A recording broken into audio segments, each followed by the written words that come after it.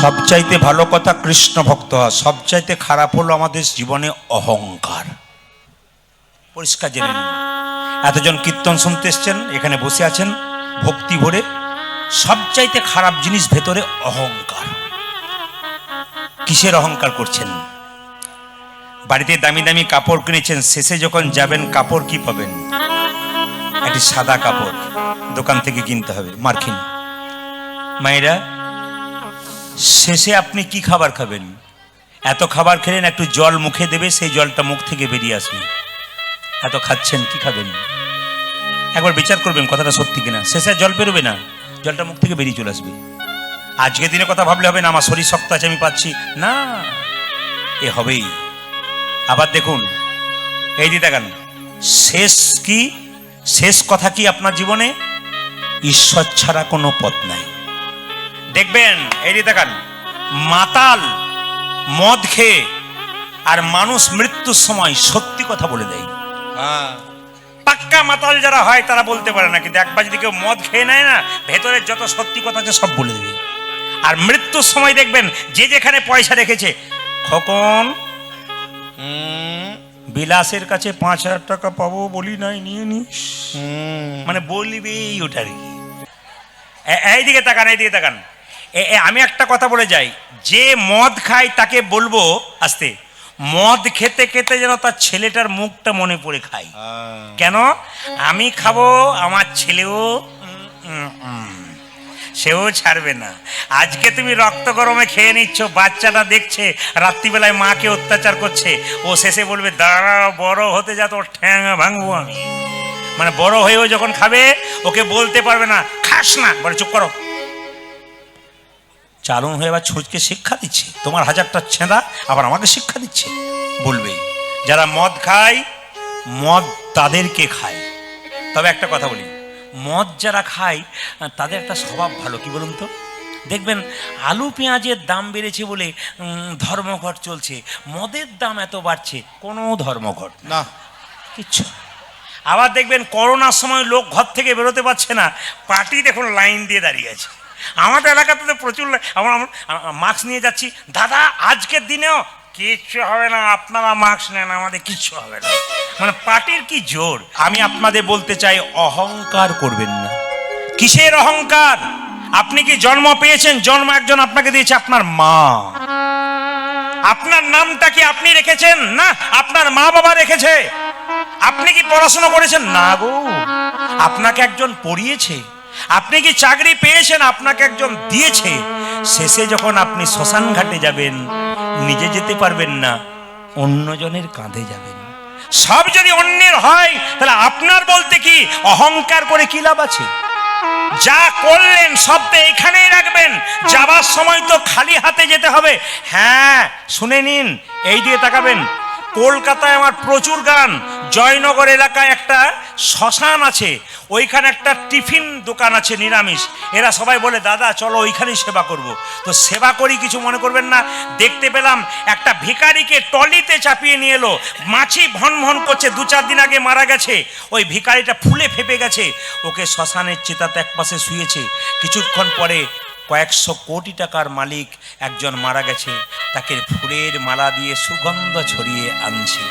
দুজনকে শ্মশানে চিতাতে যখন শুয়ে দিয়েছে পাশাপাশি, তখন ভিখারি লোকটা বলছে, বাবু ইতিপূর্বে যতবার তোমার বাড়ি গেছি আমাকে তো কথা বলো নাই, দূর দূর করে তাড়িয়ে দিয়েছো। তোমার অনেক ছিল, আমার কিছু ছিলাম না। এসেছিলাম তুমিও খালি হাতে, আমিও খালি হাতে, দুজনে এসেছিলাম।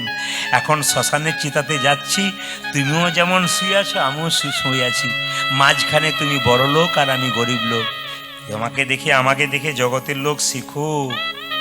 এলাম দুজনেই খালি হাতে, গেলাম দুজনেই খালি হাতে। মাঝখানে আমি বড় লোক, তুমি ভিখারি। কিন্তু বাবা অহংকার করবেন না, গোবিন্দের কৃপায় যদি পেয়েছেন। আবার সবাই লক্ষ্য করুন মায়েরা, এক জায়গাতে দেখতে পেলাম একটা পালকিতে বিয়ে যাচ্ছে। একটা মেয়ে পালকির ভেতরে সিঁথিতে টকবকে সিঁদুর, আকন্দা ফুলের মালা নিয়ে যাচ্ছে। আর পাশ দিয়ে একটা মৃতদেহ এক মহিলা যাচ্ছে, তাকে ফুলের মালা দিয়ে, স্বামী থাকতে সিঁথিতে সিঁদুর দিয়ে, লাল পেরে কাপড় পরিয়ে নিয়ে যাচ্ছে শ্মশান ঘাটে। একদিকে যেতে যেতে দাঁড়িয়ে পড়ল কি, দাঁড়িয়ে পড়ল পালকি, দাঁড়িয়ে পড়ল মৃতদেহ। সেই মহিলাটা মৃত অবস্থায় যেন বলতে লাগলো, বলতে চাইল আর কি, ওরে মা, তুই চললি সংসার করতে, আমি চললাম সংসার ছেড়ে। আমাকে দেখে শিখে নি, আমি যেমন স্বামী পুত্র রেখে স্মৃতিতে সিঁদুর দিয়ে গলায় মালা দিয়ে চললাম। সংসার করবি, আমাকে দেখে মনে রাখবি, একদিন আমার মতো তোকেও চলে যেতে হবে। এই সংসারে কেউ যখন মারা যায়, বলো হরি হরি বল বলে নিয়ে যায়, আমরা শুধু প্রণাম করি, ভাবি ও বোধ হয়ে গেল, আমি বোধ হয়ে যাবো না। কিন্তু যিনি মারা যায় তিনি শিক্ষা দিয়ে যায়, আমি মরি নাই, আমাকে দেখে শিখে নাও।